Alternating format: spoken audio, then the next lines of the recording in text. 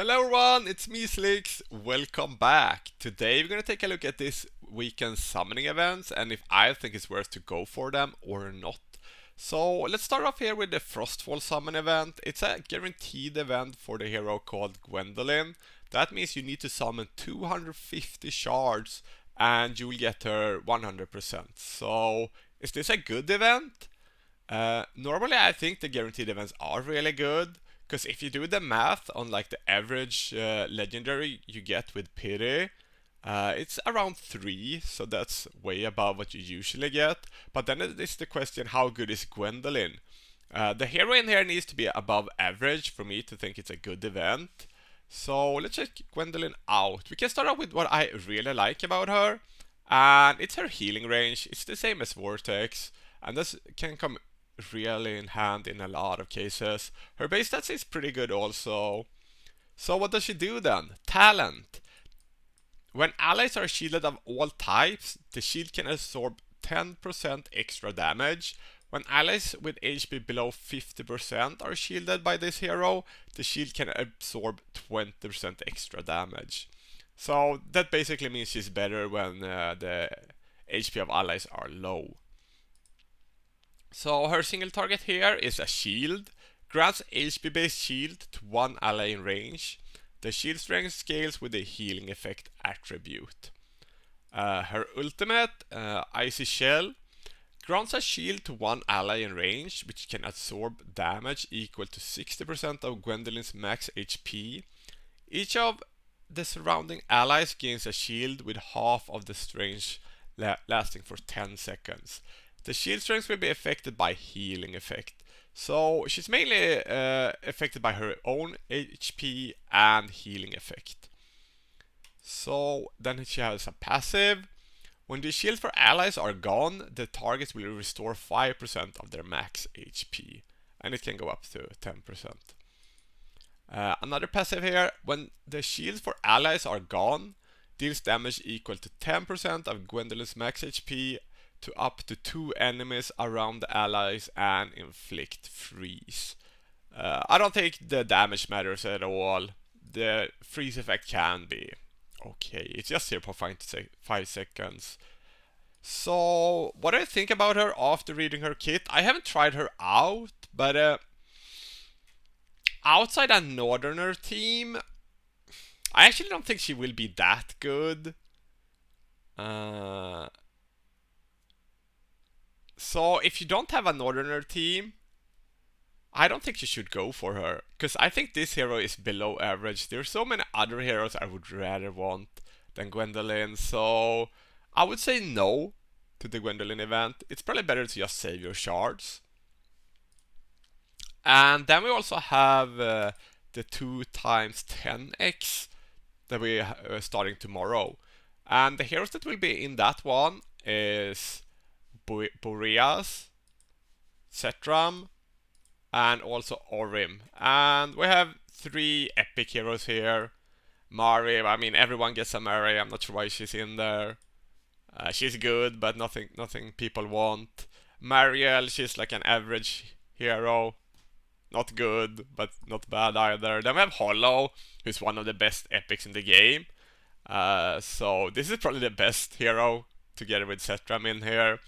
I'm not so sure about Boreas, if you say his name like that. So we'll take a look at him here and see what I think about him. So this is his range, attack 4.6. So it's not super good base stats, but it's not bad either.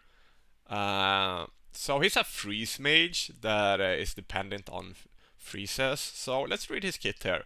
Talent: when attacking, there's 10% chance to inflict freeze. And his freeze is really good here because it lasts for 3 seconds. He has a normal attack here, deals 100% magic damage to one enemy. This is pretty common, nothing special. His ultimate, Frosty Endowment, activates Eternal Ice Heaven and increases damage by 225%. Each attack will reduce the trigger interval of Frozen Purification by 1 second. This effect lasts for 25 seconds. So what is this? Eternal Ice Heaven. When allies inflict freeze on enemies, deal additional massive damage. The additional damage is affected by the duration of freeze. Uh, oh, oh, Inflicted by the duration of freeze inflicted and has a cooldown of 1.5 seconds. So you want to pair him with other good freezers. First in mind is AI, because she already deals a lot of damage. So what is his passive here?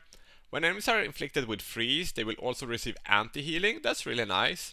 When attacking enemies inflicted with freeze, deals 35% extra damage. So that's also really nice. And then he has an auto here that procs every 20 seconds. When deployed, deals 100% 60% magical damage to up to 10 enemies in range and inflicts freeze on them. Is this 3 seconds also? 2 seconds, but it's still good. This effect triggers one time every 20 seconds afterward. During Eternal Ice Heaven, the skill trigger interval is reduced by 10 seconds. So when you have your ult active, this happens every 10 seconds. So you can say this is a hero with a condition to deal damage. A condition usually means you need something more to get the full potential out of a hero. And for conditional heroes, they need to be really good. And I think he's fine, but is he Comet good? Do you think he deals enough damage to pair with Comet, even if you have one extra hero with him? I still think Comet outdamage him, so I'm not super hyped about him. I think he can be good in Guild Wars if you care for that. We can check his Awakenings also, because it's also a 10x, so you might get a few copies of him. During the ultimate, the trigger chance of the hero's talent is increased by 40%. Yeah, pretty good. Attack 5 doesn't matter. Frozen proficient damage 50%, pretty good. Doesn't matter. Ultimate duration is always nice. So his Awakenings are pretty good. What would I rate him? I think he will be like a mid-tier mage. Maybe a 7. I could pull for a 7, but I think for a Christmas event, I'm actually a little bit disappointed. I have given Moontoon a lot of good feedback, because I think they're doing a really good job. But for this Christmas event, you gotta do better, Moontoon. You gotta do better. So let's move on. We have Setram. Everybody kinda knows Setram. I really like Setram. He's a good unit. You can use him in a lot of places. His Awakenings are good also. So you want more copies of him. So if you start with A1, when entering the fortress stance, grant a buff for up to 2. Sorry. I'm still a little bit sick, sorry.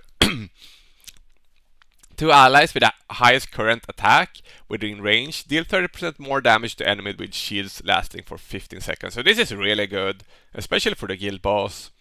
300 more attack, it's fine. Some extra stat is nice. This is also really good, more damage if he's far away from the enemy. Penetration is always nice. And higher duration on his ultimate is also nice. So most of his Awakenings is really nice. So this is the best hero in the 10x in my opinion. If it was only these two, maybe it would have been better. But then we have this guy, Orim. I haven't playtested him myself, so I can't say with that I'm 100% sure that he's bad. But what I've heard from other people that have playtested him, he's not a good champion.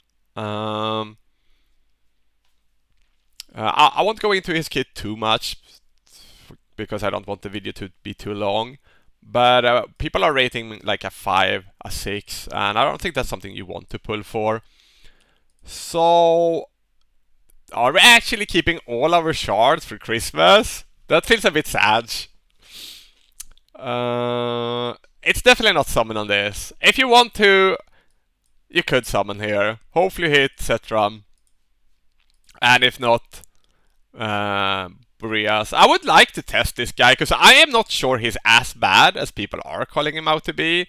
I looked at his kit fast and it looks pretty cool, but people say he's like a hybrid tank damage dealer, but people are saying he can't deal damage, so then he loses his use case. Might be a player diff though, we have to see when we get him. So that's it for me today. Thank you for watching and see you in the next video. Bye!